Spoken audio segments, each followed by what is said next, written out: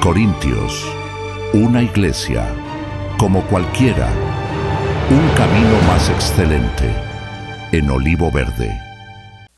Pablo, en esta porción del texto que estamos trabajando, hoy entramos a la semana 8. La semana 8 corresponde al capítulo 2. Hoy entramos al capítulo 2 de Primera de Corintios. Pero, como les he venido diciendo, el Nuevo Testamento y la Biblia en sí no se escribió con versículos y capítulos, se escribió corrido. Más que esto que Pablo escribió es una carta. Y entonces se escribió como una carta. La carta continúa, simplemente lo que hay es ahí un punto y aparte, que yo diría más bien que lo que hay es un punto y seguido, porque no es un punto y aparte desde el punto de vista de la estructura. Lo que dice sigue continuando con la misma idea. Y Pablo se mete en algo que parece mentira que esté sucediendo en Corinto hace 2000 años, pero que es exactamente lo que está pasando hoy. Para más o menos refrescar un poquito por dónde va la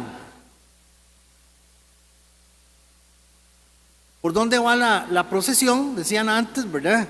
La semana pasada vimos, dentro de todo lo que vimos la semana pasada, Primera de Corintios 1:18 dice: el mensaje de la cruz es una ridiculez para los que van rumbo a la destrucción, pero nosotros que vamos en camino a la salvación sabemos que es el poder mismo de Dios. Entonces, noten que a Pablo le dicen que el problema en Corinto es desastre, que es un desastre, que la congregación está dividida, que los de aquella esquina les gusta montones cómo predica Dante Gebel o Maldonado o cualquiera de esos de ahora, cualquiera. Pero los de este lado de la misma congregación les gusta como predica el otro y el otro como el otro. Entonces ellos dicen: a mí me gusta Apolos, a mí me gusta Pablo, a mí me gusta Pedro, Cefas. Y uno de ellos dice: a mí lo que me gusta es el Señor Jesús. Pero lo que realmente está pasando, que es lo que cuesta entender, lo que realmente está sucediendo, señoras y señores, es que ellos habían hecho partidos, ellos habían hecho grupos, por motivo que desde el punto de vista del contexto cultural, hablar de la cruz de Cristo era bochornoso, era grosero, era insultante y era algo de lo cual no querían hablar. Entonces pareciera ser que algunos de ellos eran más elocuentes a la hora de mencionar las cosas de Dios sin mencionar la cruz, y eso les gustaba a algunos y a otros. El dilema que había era que los corintios estaban avergonzados de saber que estaban siguiendo a un líder, que el líder simplemente era un fracasado. Era un hombre que fue derrotado en una cruz, era un hombre que quedó clavado en una cruz, era un hombre que los amigos lo abandonaron, era un hombre sin dinero, era un hombre completa y absolutamente pobre, sencillo.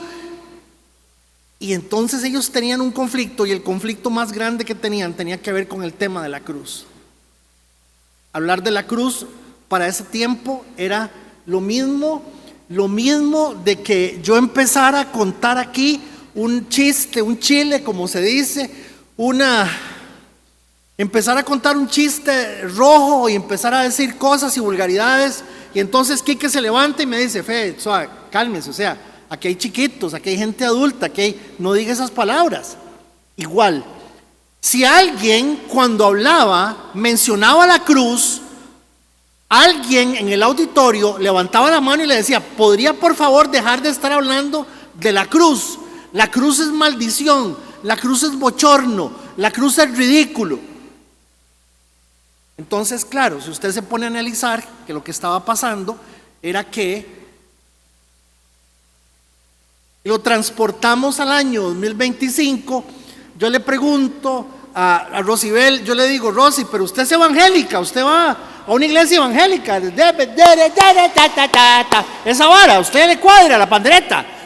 Y Rosy ahí donde le cuadra pandereta y eso, y Giselle y Federico, sí, yo voy de vez en cuando. ¿Puedo faltar yo y Rosy no falta?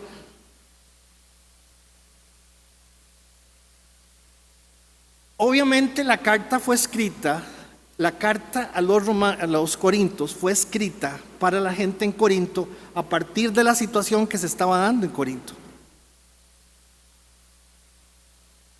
Pero el fin último de la carta somos nosotros. Porque Dios siempre supo que nosotros, que la gente a través de la historia se iba a avergonzar de que le dijeran pandereta. Si usted viviera en Turrialba le dirían chaqueta.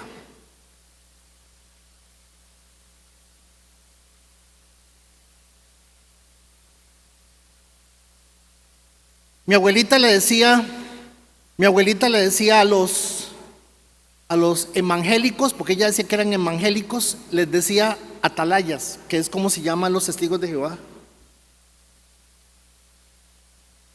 Cuando mi abuela se dio cuenta de que yo me había hecho atalaya, me dice, yo no sabía que vos eras evangélico. Entonces la semana pasada lo que empezamos a analizar es que Pablo le está diciendo a la gente, no sean tan brutos. Lo más importante de nuestra vida, está en la vida que nos da la cruz. La cruz es la esencia y la base de absolutamente todo. Y Pablo empieza a explicarles por qué la cruz es tan importante. Pablo empieza a decirle a la gente, ustedes no entienden que esto no es un asunto social, de quedarle bien a la gente, al entorno, de que lo vean a usted, que es, como me dijo una vez una doña, me la encontré y le digo, doña Ana, no se me olvida, no está en la otra señora en San José, doña Ana Polini, ya falleció por cierto. Doña Ana, ¿por qué no volvió? No, me dice, yo no soy de la high class de los cristianos. Y me llamó la atención que doña Ana me dijera eso, que ella no era de la high class de los cristianos. Yo no entendí en el momento, y después cuando yo sí volví al lugar donde estábamos viendo, me di cuenta de eso, que habían clases sociales. El Señor nos enseñó la semana pasada a través del texto en Corintios. Sin embargo, para Dios llamó a salvación, tanto judíos como griegos, Cristo es el poder de Dios y la sabiduría de Dios. Ese plan ridículo de Dios es más sabio que el más sabio de los planes humanos. Suena ridículo, pero hay algo que ustedes tal vez no sepan. Antes de que Génesis 1 dijera, sea la luz, antes de la luz fue la cruz. Antes de la luz fue la cruz. Antes de decir sea la luz, hubo un pacto de redención en el cielo. Y en el pacto de redención, en la eternidad pasada, antes de que se escribiera Génesis, antes de que se hiciera el mundo, antes de eso, en el pacto de redención, Padre, Hijo y Espíritu Santo se pusieron de acuerdo en todo el plan, proyecto de redención del ser humano. Ahora,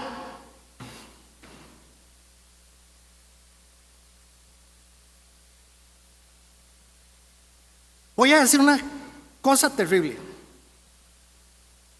No se la traguen porque yo la digo. Usted no tiene por qué tragarse todo lo que yo digo.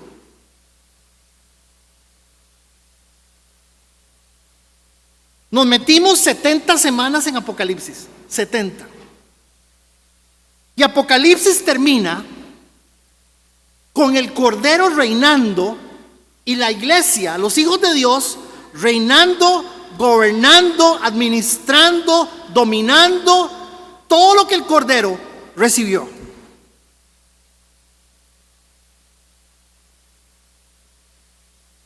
Si usted me pregunta a mí,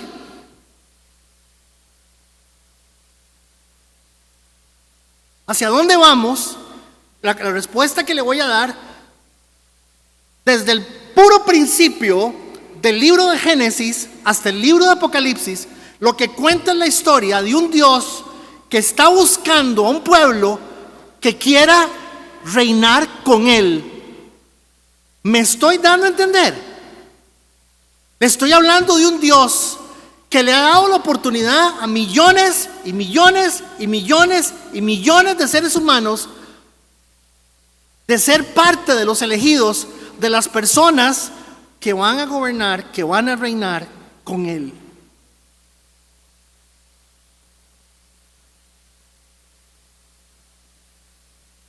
Y claro, donde uno se da cuenta de eso y lo que uno se encuentra es esto. ¿Qué es más chiva? ¿El cerrito con la crucita ahí? ¿Qué es más chiva? ¿El cerrito con la crucita o el edificio allá en Nueva York? Nueva York, que ahora dicen que es musulmana Nueva York. Sí. ¿Qué es más chiva? La gente se va a dejar llevar por estar bien, por tener comodidad. La gente se va a dejar llevar por tener beneficios, por tener bien comodidad, aire acondicionado, por tener agua caliente como a todos nos gusta. Y cuando uno ve que la oferta de la cruz es una oferta esa se está repitiendo exactamente. Eso es básicamente lo que vimos la semana pasada. Hice una comparación la semana pasada entre un Philippe Patek, que es un reloj que hacen. Me busqué un poquillo más de información en lo que estaba haciendo ahí porque me llamó la atención. Y el Philippe Patek hacen 80 o 90 relojes al año.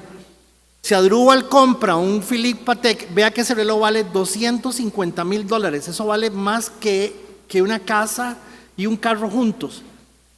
Si Adrúbal compra ese reloj, es muy probable que no lo pueda vender. Tiene que pedir permiso para venderlo porque los hacen personalizados. Es un reloj que por cierto me parece bien feo. Me gusta más la caja de betún Casio que está ahí, que tiene luz y bombillo y la hora y la fecha y tiene un montón de cosas que tiene, pero la gente prefiere que una cosa representa ¿qué? Imagen.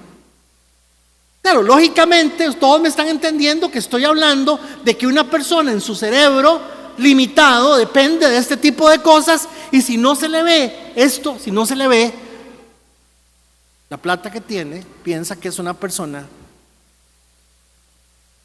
que no vale igual que las otras. Entramos al capítulo 2, y en el capítulo 2, para poderlo analizar, yo creo que los hermanos en Corinto tenían un gran dilema con el asunto de la imagen. Los hermanos en Corinto tenían miedo al ridículo, a la presión social, se veían complicados ante el resto de las personas. Era de entenderse claramente que si era la cuna de la prostitución, había cualquier cantidad de mujeres muy hermosas por toda la ciudad. Ser parte de una secta, porque eran considerados una secta, por cierto, y eran considerados una secta que creían en muchos dioses, eran considerados carnívoros. Bueno, un montón de carnívoros, no, ¿cómo se llaman los que se comen gente? Caníbales. En esos días en donde la elocuencia y el discurso eran las muestras de poder, casi que la elocuencia y el discurso manifestaban virilidad, inteligencia. Y así es que nace la iglesia de Corinto.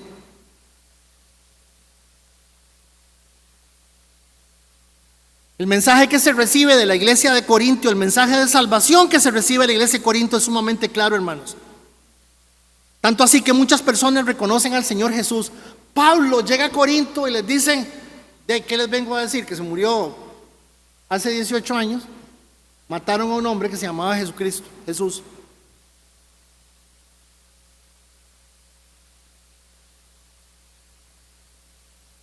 Y hacía milagros. Entonces ya captaba la atención de la gente y empezaba a contar Y Pablo lo que hacía era contar lo que le habían contado. Pablo dice que el evangelio que él predica no se lo dio a nadie, que el Señor se lo dio. Entonces Pablo cuenta la historia y dice la Biblia en Hechos 18 que se convierten varias personas de la sinagoga y que al convertirse la gente de la sinagoga inicia la iglesia de Corinto. Pero acuérdese, si usted se acuerda más o menos, que cuando Pablo estuvo en Filipo, antes de ir a Corinto, en Filipo lo garrotearon y le dieron y lo garrotearon hasta donde casi lo matan. Entonces Pablo le dice a la gente: miren, yo no sé qué es el enredo que ustedes tienen con este tema de la cruz. Yo no vine a hablarles a ustedes de una forma bonita ni elegante, ni usé palabras incómodas ni raras, ni profesionales. Yo no vine a hablarles poniendo luces y poniendo cosas. Yo simplemente les hablé de Cristo. Es más, me estaba muriendo de miedo y estaba súper nervioso. No es que ya no iba a aguantar otra garroteada. Y fue que lo iban a garrotear también en Corinto. Lo que pasa es que garrotearon al otro. Entonces Pablo les dice: organicémonos. Porque si ustedes no están entendiendo, ustedes se van a dejar llevar por cualquier hablada que los haga sentirse bien.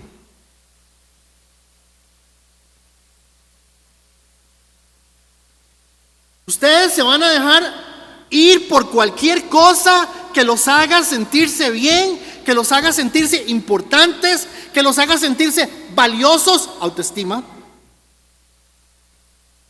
Tengan cuidado, porque lo que yo les vine a predicar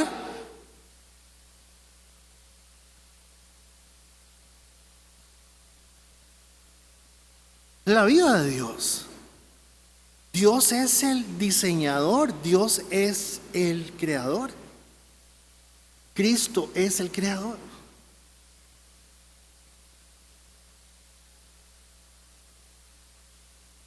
Lo que está sucediendo en Corinto es que los corintos están buscando una nueva ideología para hablar bonito, para decir: está bien, ese era el Mesías, pero no hablemos de la cruz.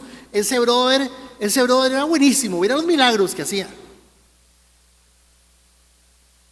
Y claro, cuando se pegó.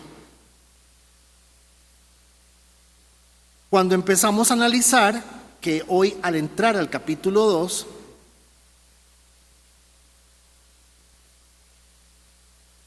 entonces la discusión, porque acuérdense que siempre estamos en el primer problema, siempre estamos en que la gente está, creo que es esto, doña Paulita.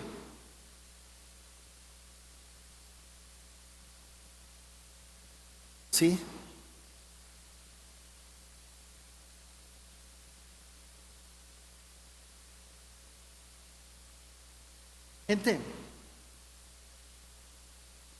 La gente se está agarrando, se está peleando, se está dividiendo por querer identificar quién es el mejor predicador o lo mejor que se está dando. Un segundito nada más.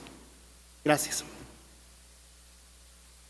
Bueno, pero entonces Pablo, para poder entrar al capítulo 2, a lo que nosotros entendemos por el capítulo 2, pero ya le dije que lo que había era un punto y aparte.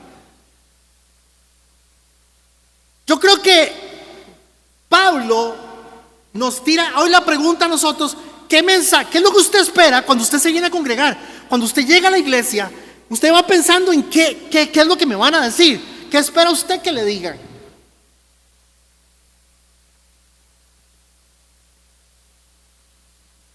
¿Cuál es el mensaje que usted espera del Señor? Y cuando usted analiza 1 Corintios 2:1, dice: amados hermanos, la primera vez que los visité, no me valí de palabras elevadas ni de una sabiduría impresionante para contarles acerca del plan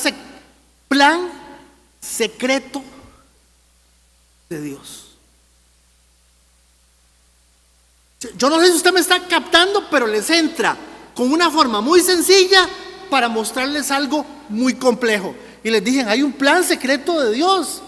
por el plan secreto de Dios. Y ustedes peleando por la necedad de si sos evangélico, de si la iglesia tuya es una iglesia que está alfombrada o no, si la iglesia es así, si es así, cuántos miles de miembros tiene.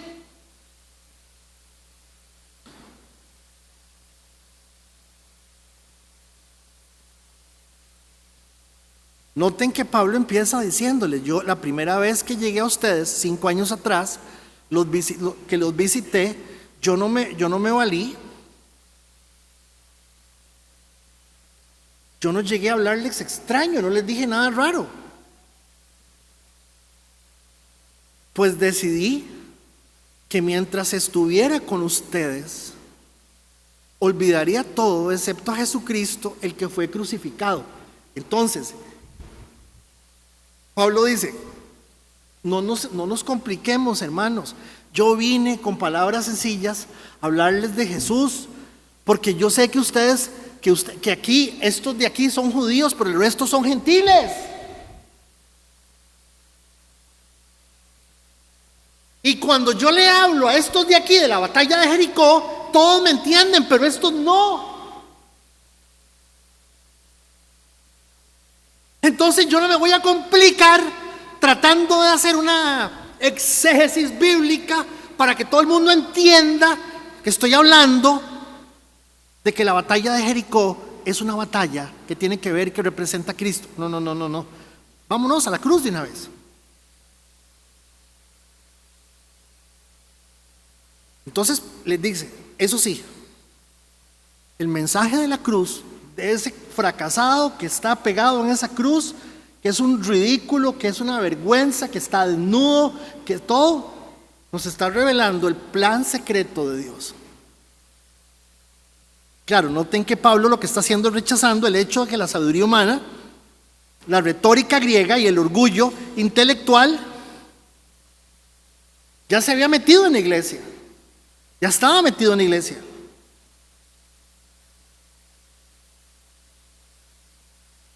Pablo lo primero que hace cuando llega 5 años atrás es hablar del pacto de redención y decirles: la vida que ustedes conocen no es esta.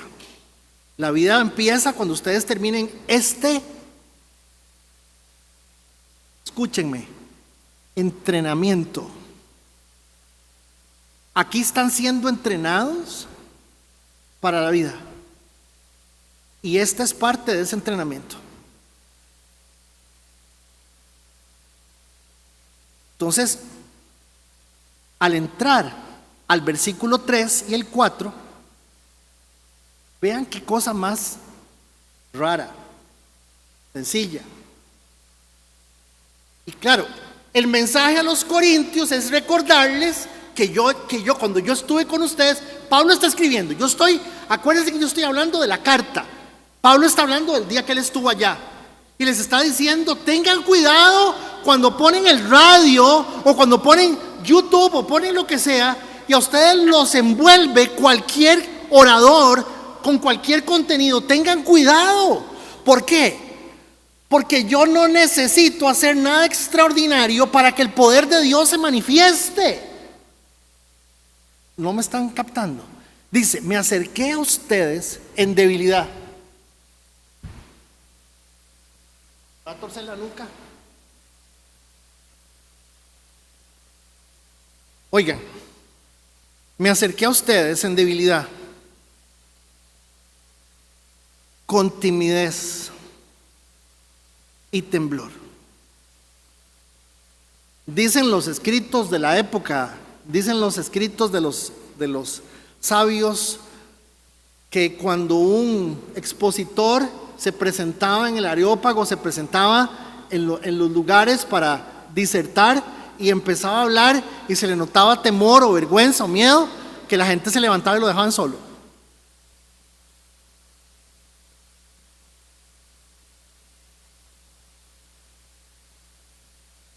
Entonces, Pablo les explica, les dice a ellos: yo fui donde ustedes estaban, pero me estaba muriendo de miedo. Pero el mensaje para nosotros es otro.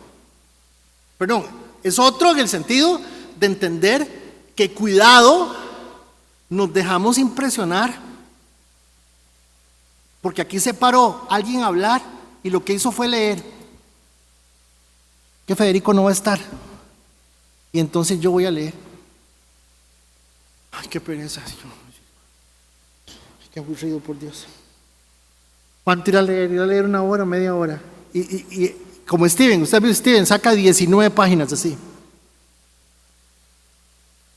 Pero cuidado, porque Pablo está diciendo, mi mensaje, mi predicación fueron muy sencillos.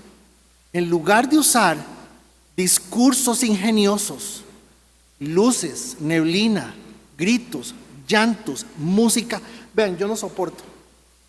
No sé si se han dado cuenta que ahora usted oye un predicador y tiene un piano atrás. Alguien está con un piano haciéndole plin, plin, plin, plin, plin. Eso se llama manipulación. Mis amigos pastores, que son unas mafias, algunos dicen, mira, ahí te mando la de fulano, con todo y pianito. Me lo dicen al propio, porque saben que yo lo detesto. Cuando yo he llegado a alguna iglesia, yo veo al muchacho del piano que va y se sienta y se cuadra ahí. Entonces yo me le acerco y le digo, papillo, no se preocupe. No, pastor, no importa. Digo, no se preocupe.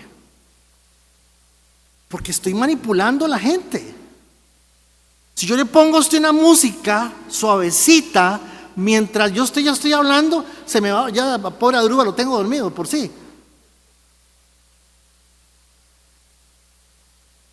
Le estoy faltando al respeto porque estoy diciendo que usted es estúpido y necesito suavizarlo, porque como estúpido que es, necesito entrarle con las cosas suaves para que usted sea más serio. Y dice Pablo, vea, en mi mensaje y mi predicación fueron muy sencillos.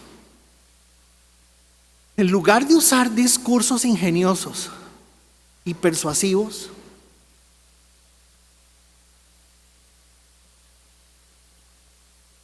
lo voy a volver a leer. En lugar de usar discursos ingeniosos, ayer vi un predicador que está hablando sobre las plagas de Egipto y se llevó a la iglesia una caja llena de sapos, llena de sapos, y en medio culto le quitó una tapa y soltó los sapos en la iglesia. Y adivine qué, la gente gritaba, la gente salía en carrera, la gente hacía feo porque eso no se hace.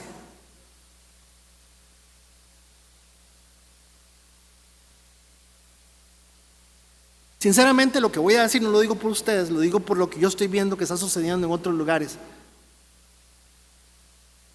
Usted ahora se encuentra 2 tipos de congregación, no dije iglesia, de congregación. En las iglesias se predica la palabra de Dios, en las congregaciones se predica cualquier cosa. Usted se encuentra un montón de cabras entretenidas por un payaso. Dije cabras entretenidas por un payaso. A encontrar ovejas siendo alimentadas por un pastor. Lo que más hoy son cabras siendo entretenidas por un payaso. Ayer en la noche aquí en esta ciudad, que Dios perdone esta ciudad. Ayer en la noche hubo un evento en esta ciudad con un famoso apóstol que habló en nombre de Dios y dijo un montón de cosas en nombre de Dios. ¿Cómo no van a pasar desgracias, hermanos, si estamos tomando el nombre de Dios en vano?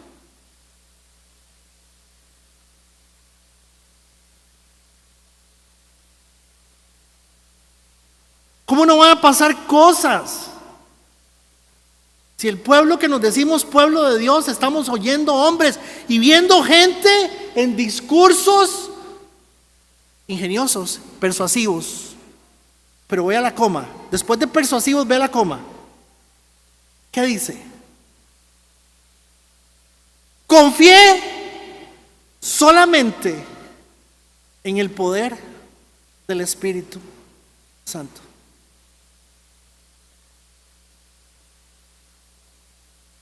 No digan guau, amén, gloria a Dios, griten. O sea, es que hermanos, entiéndanlo. O sea, Pablo está revelando algo tan profundo que lo que está diciendo es que si lo que se está exponiendo es la palabra de Dios, no hay ninguna otra cosa necesaria. Usted no necesita que lo animen, que lo pongan a llorar, que lo pasen adelante a llorar. Usted no necesita hacer ninguna cosa como hicieron en este edificio hace 30 años, en poner a la gente que había pecado aquí adelante y decirle a la gente: hermanos, vean, aquí está Rolando y Ana, que estuvieron, ahora sí me lo voy a cantar, que estuvieron en Sábado Gigante, ¿verdad?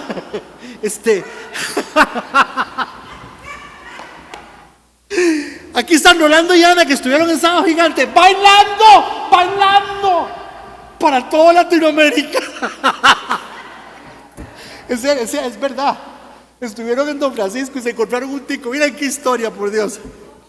Agarraban a la gente, la ponían aquí adelante y la exponían ante la gente. Pecaron. Y yo, como siempre fui un chancho, seguramente yo me hubiera vuelto y le hubiera dicho: ¿qué es que usted no peca?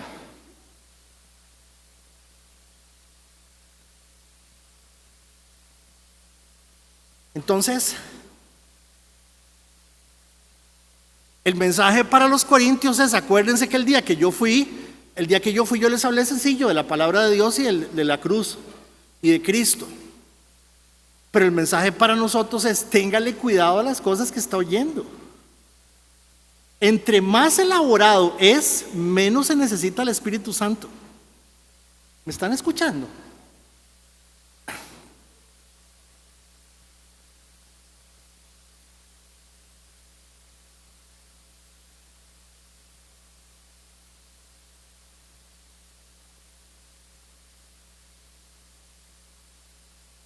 Aquí está Dinia con nosotros. Dinia viene de Sarchí con su chiquita. Si yo agarro a Dinia y le digo: Dinia, es que vos tuviste un pasado muy duro, a vos te maltrataron, te hicieron, te tocaron, hermanos, y yo empiezo a hablarle a Dinia de su pasado, porque yo me lo invento, porque yo empiezo a decirle lo mismo que Dinia está pensando de lo que yo le estoy diciendo, lo está pensando Gaby allá. Y Dinia se pone a llorar.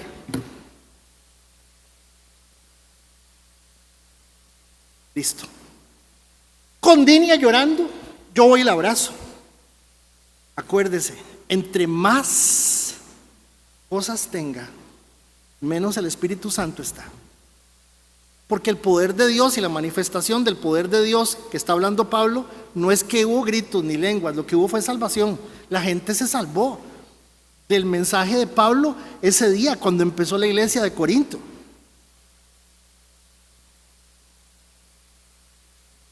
Es más, Pablo no termina la idea diciendo que lo que él predicó se quedó simplemente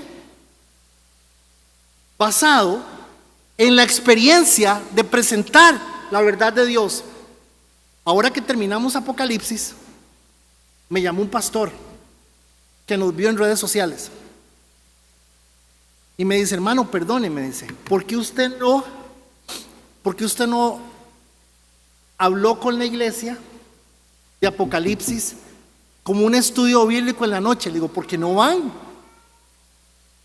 Si yo hago un estudio bíblico de Apocalipsis un jueves en la noche, yo tengo en este lugar fijas 10 personas.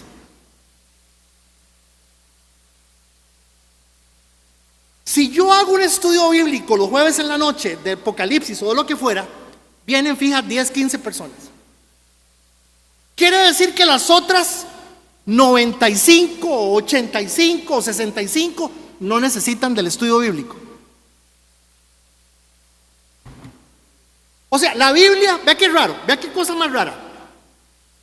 La Biblia tiene dos formas de presentarse: estudio bíblico para los que son de la iglesia, porque sí van, y predica para los domingueros. ¿Usted lo entiende así? Yo no. Hermano, ¿y no se le fue la gente? Alguna gente se va. Sí, se fue una familia. Y adivinen qué dijo: que ellos necesitan más palabra. Está bien, yo no puedo criticar esas cosas, ni puedo mencionar esas cosas, pero Pablo les está diciendo esto: tengan cuidado con los buenos oradores y con el contenido.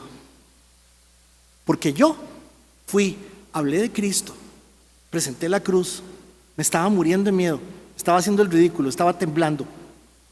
Eso sí, yo estaba confiando en el poder del Espíritu Santo. Y además, oigan, verso 5. Lo hice así para que ustedes no confiaran en la sabiduría humana, sino en qué. Ahora, a ver, vuelvan a leer este texto, vuelvan a leer despacio, despacio, dice así: lo hice así para que ustedes no confiaran en la sabiduría humana, sino en el poder de Dios. Una pregunta: ¿a dónde está el poder de Dios?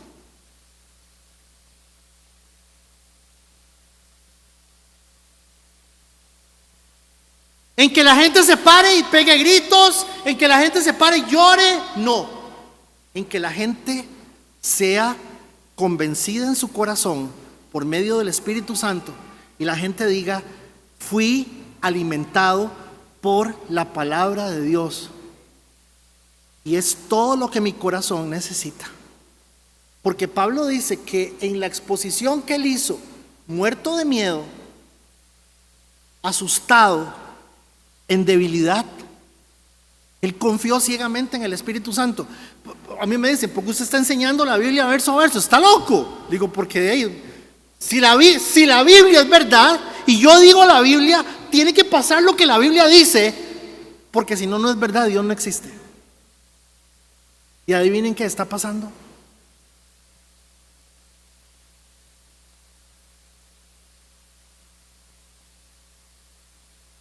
Pero Pablo, como era Pablo, y lógicamente aquí estamos hablando del Espíritu Santo, yo puse en mis notas esto. El peligro de dejarse llevar por un buen orador o un mal discurso. Yo puse: no se requiere mucha imaginación o preparación para simplemente preguntarnos qué nos quiere enseñar Dios. No se necesita. El poder de Dios no es una manifestación vistosa o extraordinaria, sino hombres y mujeres rendidos a la palabra, poniendo sus vidas en perspectiva. Todos tenemos aquí necesidades, todos tenemos broncas con un montón de cosas personales.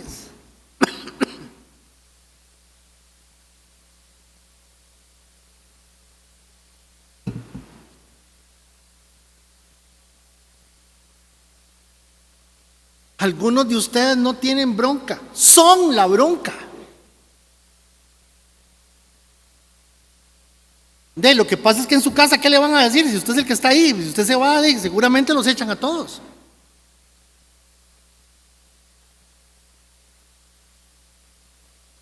Hermanos, una pregunta: ¿qué es lo que tiene que pasar en nuestras vidas para que nosotros genuinamente dependamos de lo que Dios está diciendo y entendamos que nunca lo que Dios ha dicho tiene que ver nada con religión?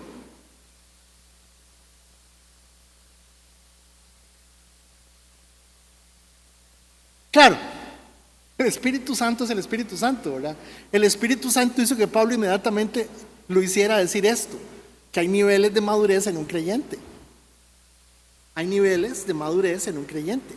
Entonces entro al versículo 6. Sin embargo, cuando estoy con creyentes maduros,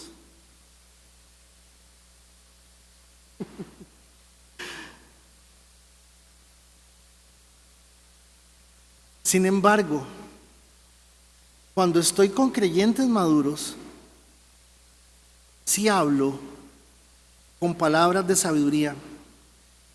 Yo noté que es un creyente maduro. Si en una sabiduría sencilla y vital, lo demás es pura convención social. Simplemente lo que Dios quiere es que entendamos que la madurez no es otra cosa. Yo no tengo por qué explicarle a la gente: a ver,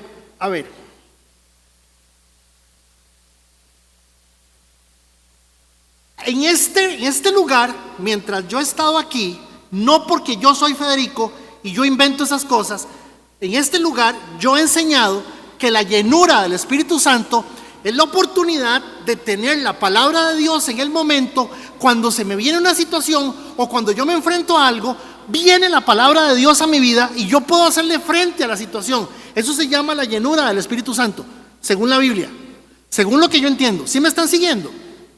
En otros lugares, en esta ciudad, la llenura del Espíritu Santo es sentir un 450 voltios, ¿me entiende? Donde usted tiene que... Esa es la llenura.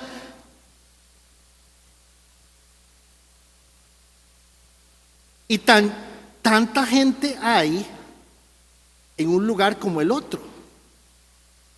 Y la gente dice que lo que experimentó nunca lo había experimentado. Está bien. La Biblia dice, la palabra dice, ahora, lo irónico es que la sabiduría o la madurez a la que hace referencia Pablo no es otra cosa que la sencillez de una fe convencida de la realidad de Dios por encima de todo. O sea, Ivette perdió su chiquito este año. Hace una semana se cumplieron 3 meses de la partida de Gabriel.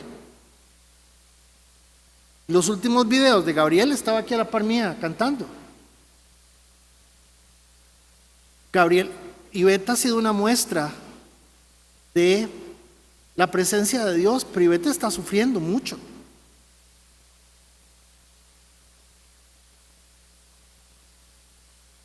Porque la Biblia no dice que no vamos a sufrir. La Biblia dice que el Señor estará con nosotros y que vamos a tratar de entender las cosas a partir de lo que Él nos enseñe en medio del dolor y el sufrimiento.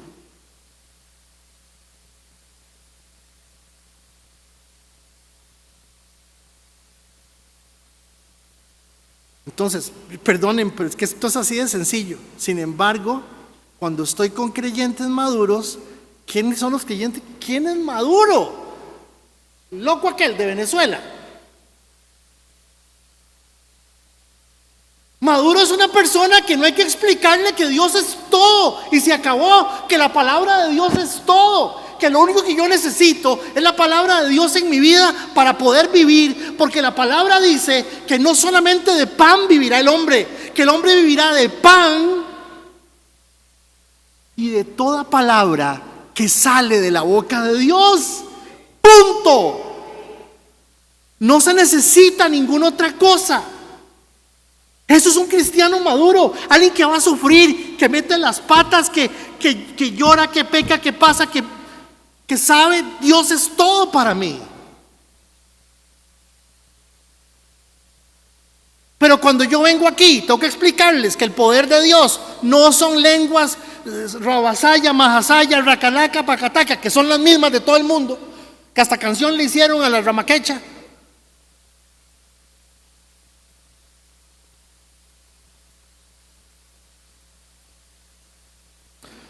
Sin embargo, cuando estoy con creyentes maduros, sí hablo con palabras de sabiduría, pero no la clase de sabiduría que pertenece a este mundo, a los gobernantes de este mundo, quienes pronto son olvidados. Una vez dije esto, no hay nada de sabiduría ahí, lo dije, las cosas de Dios no son lo mejor, son lo único que hay. Y yo no sé, se enojó, me acuerdo ahí que se enojó, se puso furiosa y se fue. Dice, ¿cómo usted va a decir que las cosas de Dios no es lo mejor que hay? No, no es lo mejor. A veces es cansado, pesado, aburrido. A veces nos acostamos. Hace unos días hablaba con un señor y me dice, será pecado que me acueste ya sin orar, porque me estoy cayendo.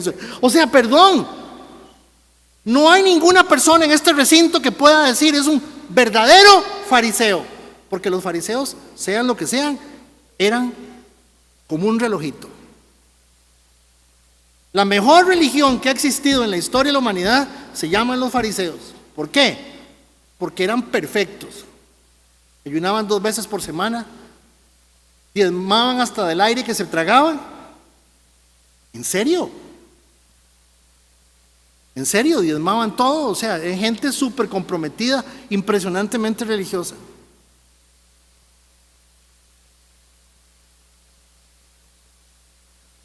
Entonces noten aquí, dice, ya termino, me quedan 43 minutos. La clase de sabiduría que pertenece a este mundo, o a los gobernadores de este mundo, quienes pronto son olvidados. La sabiduría del mundo, dice, la sabiduría del mundo, usted se da cuenta que la sabiduría del mundo simplemente es sabiduría del mundo porque a la gente se le olvida. A la gente se le olvida. Termino aquí, verso 7, aquí lo voy a dejar.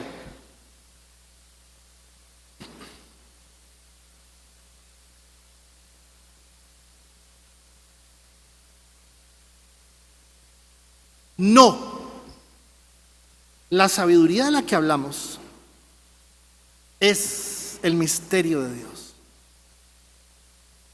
Su plan que antes estaba escondido, aunque Él lo hizo para nuestra gloria final, aún antes que comenzara el mundo. Adivinen qué terminó haciendo. En la carta, en la porción que corresponde al versículo 6 y 7, en la carta escribió con palabras de sabiduría y les revela un secreto. Hermanos, Hitler tenía teología. Hitler en 1923 se va y hace un golpe de estado en Alemania. Pero hizo un golpe de estado que fue como echar una gota de agua en un sartén, para nada sirvió. Murieron no sé cuántos nazis, no muchos murieron, pero murieron muchos.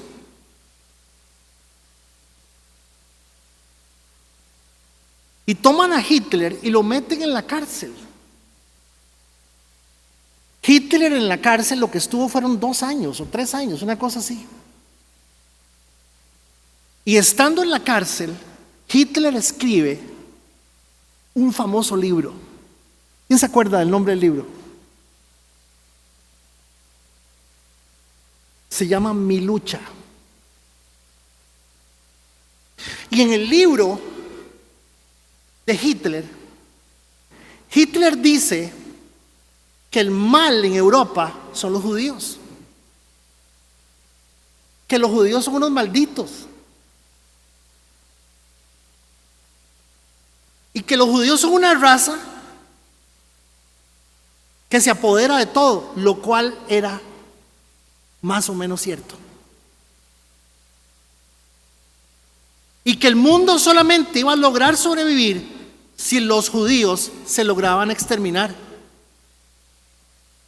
Hitler era católico. Hitler pensó en su teología que si él mataba a los que mataron a Jesús, él estaba haciendo un bien a la humanidad. ¿Por qué, Federico? Porque para 1923 y para 1938, que es cuando realmente empieza el problema, la gente le tenía más miedo al comunismo ruso que a los nazis. Por esa razón es que cuando empieza el Holocausto, en el 42 o 41, no recuerdo, el mundo se quedó callado.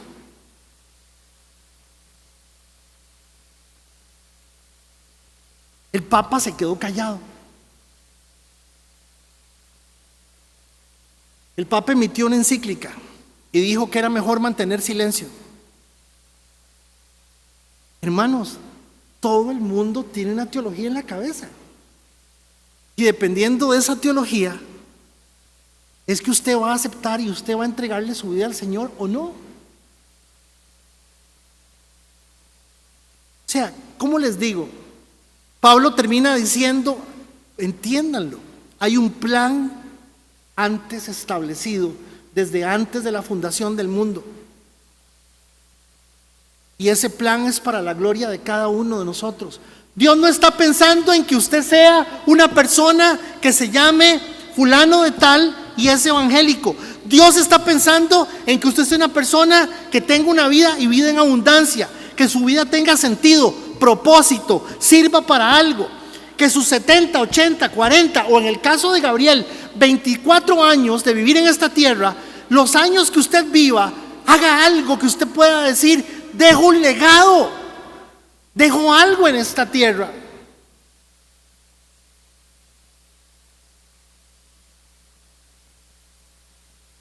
La palabra de Dios dice que nosotros estamos aquí, lo hizo para nuestra gloria final, aún antes de que comenzara el mundo. Yo no le estoy diciendo a ustedes que todos vamos a ser famosos. Yo no estoy diciendo eso, porque eso no es lo que Dios está diciendo. Lo que Dios le está diciendo a usted, que en medio de los 8,000 millones de habitantes del mundo hay una población que no es de 8,000 millones, que no es ni el 15 ni el 20% de esa población, que se llama la iglesia del Señor. Y que esa población es la gente que está haciendo la diferencia en muchas cosas. Muchas cosas. Yo quiero que usted me entienda. Hoy entramos al capítulo 2, vamos a dejarlo aquí, pero conforme avancemos, Dios usó todo lo que pasó en Corinto para finalmente hablarnos a nosotros 2025 años atrás y decirnos: voy a brincarme un poquitillo, teníamos un poquitillo para hoy.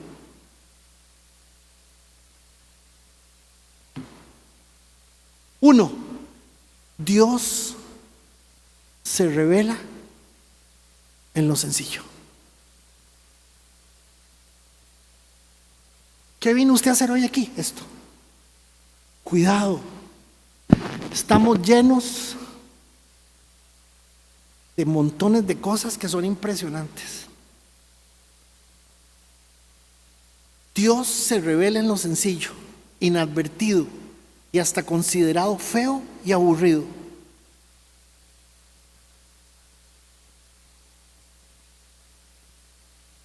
Dos, el poder de Dios inicia por la revelación de nuestra salvación o el reconocer esa necesidad.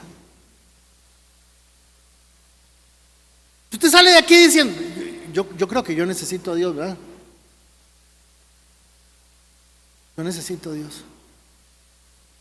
Ese no fui yo, es el Espíritu Santo. Tres, desde la eternidad pasada, Dios se está procurando un equipo. ¿Para qué es que somos cristianos? No entendí. Le explico. En el libro de Apocalipsis, los hijos de Dios terminan gobernando, terminan cogobernando, terminan juzgando. Bueno. Número 4. El mundo es sabio. Estudiar es bueno, prepararse es bueno, sacar la carrera, tratar de estudiar, de aprender. Ya no hay necesidad de ir a la universidad. Usted puede aprender inglés con YouTube perfectamente bien. Un amigo había pagado un montón de academias de inglés y iba hasta San José, se quedaba dormido en los buses y pasaba recto hasta Espasa, se bajaba y le salía carísimo porque cómo se devolvía. Usted ya no necesita eso, usted se puede meter. Ahora, con esa cosa de la inteligencia artificial, usted puede aprender inglés hablándole al aparato. Claro, no se asusta donde le dice: ¿qué? ¿Cómo amaneciste? Yo ahí.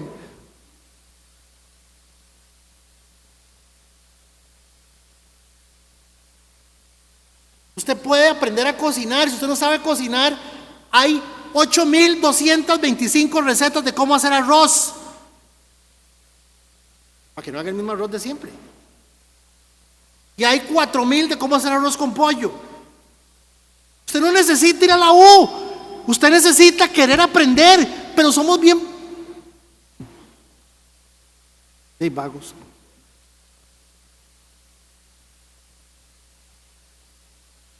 Cinco, nosotros no hemos aprovechado el Espíritu Santo por estar brincando y tirándonos al suelo. El Espíritu Santo quiere usarnos, llenarnos de poder para servir. Pero nosotros estamos esperando sentir cosquillas.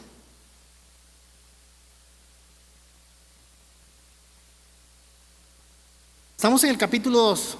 El asunto se va poniendo así. Porque cada vez Pablo se pone más. Pablo utilizó una técnica donde él no regañó a Corinto, no la regañó al principio. Pablo les fue diciendo, miren, es que ustedes son medios barcos, ¿verdad que sí? Echadillos. Y va, hasta que les dice, ustedes son, ¿qué están haciendo? Y ya los regaña en serio. Que Dios me los bendiga. Que Dios bendiga su semana.